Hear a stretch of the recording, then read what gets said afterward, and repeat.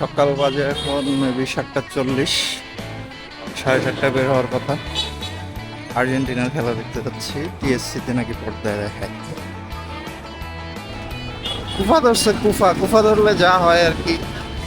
CNG ওয়ালা মাইরা দিছে হচ্ছে মাইক্রোওয়েভ, মাইক্রোর গেছে ফেন্ডার পইরা ভাইঙ্গা। এখন এই জন্য আবার এই যে ইয়েতে নামাই দিছে, রেল গেটের এখানে, রেল লাইনের এখানে নামাই দিছে। এখন এখান থেকে ওরা ঝগড়া করতেছে, আমি হাইটা এটা আবার সামনে যেতেছি। ওইখান থেকে আবার বাস নিয়ে শাহবাগ যাব, শাহবাগ থেকে আবার রিক্সা নিয়ে টিএসসি দেখা হবে খেলার মাঠে। আবার নামছি শাহবাগ থেকে, এখন টিএসসি যেতেছি। রাস্তায় মানুষজন কম, মেবি সব মাঠে খেলা দেখতেছে। রাস্তায় মানুষজন কম, গাড়ি ঘোড়া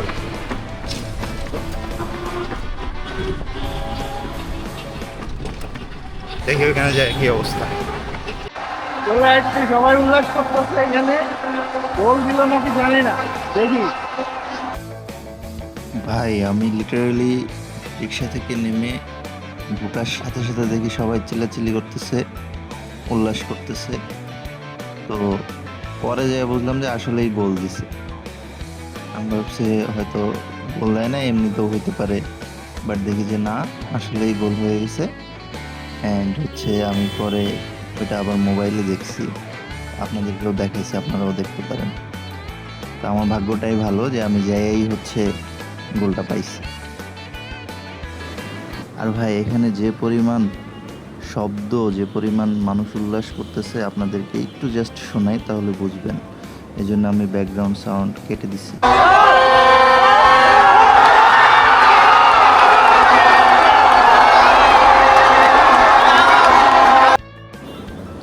দেখছেন মানুষের কি পরিমাণ উল্লাস, কি পরিমাণ শব্দ শোনা যাচ্ছে এখানে।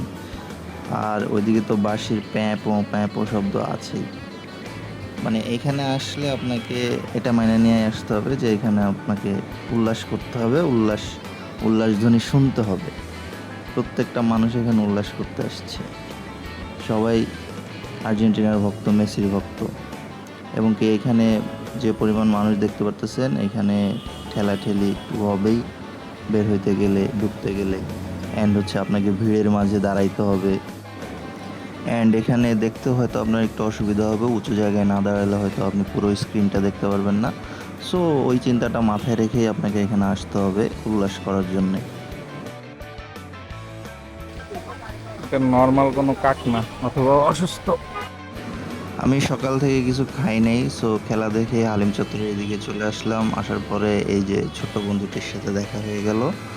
ও মেবি কোনো কারণে ব্যথা পাইছে হয়তো, উঠতে পারতেছে না মনে হয়। দেখলাম যে নিচে বসে আছে চুপচাপ, কেউ ডিস্টার্ব করতেছে না, ও কাউকে ডিস্টার্ব করতেছে না।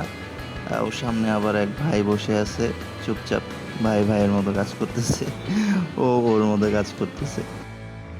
বর্তমানে ঢাকা বিশ্ববিদ্যালয় আবৃত্তি সংসদের সামনে। তো খাওয়া দাওয়া করে একটু ওয়াশরুমে যাওয়ার জন্যে চলে গেলাম টিএসসি হলের ভিতরে। ওখানে গিয়ে একটু হাত মুখ ধুয়ে নিছি। দেন হচ্ছে বের হয়ে এই আবৃত্তি সংসদ বোর্ডের সামনে হঠাৎ থমকে দাঁড়িয়ে ওদের কবিতাগুলো পড়া শুরু করলাম। আমার কাছে এখানে একটা কবিতা ভাল লাগছে, ব্যালটে বিদ্রোহ, চিবুকে নিঃশ্বাস। প্রথম কবিতাটাই যেটা দেখালাম, আপনারা চাইলে পজ করে নিয়ে পড়তে পারেন। প্রত্যেকটা কবিতাই আমি দেখানোর চেষ্টা করেছি, আপনারা পজ করে করে চাইলে পড়ে নিতে পারেন কোনটা কেমন। আমি অবশ্য সবগুলো পড়ি নাই, আমি মনে হয় 2টা কি 3টা মতো পড়ছি, তার মধ্যে থেকে ওইটাই ভালো লাগছে।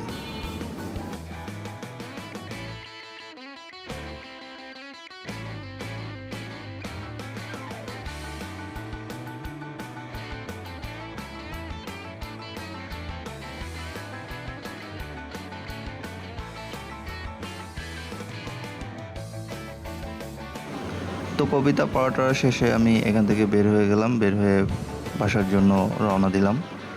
আবার সেম রুটে টিএসসি থেকে শাহবাগের জন্য গেলাম। দেন শাহবাগ থেকে গাড়ি নিয়ে কারণ বাজারের ওইখানে, অ্যান্ড ওইখান থেকে নেমে আবার সিএনজিতে করে ব্যাক টু বনশ্রী। এলাকায় চলে আসছি ভাই, বনশ্রীতে।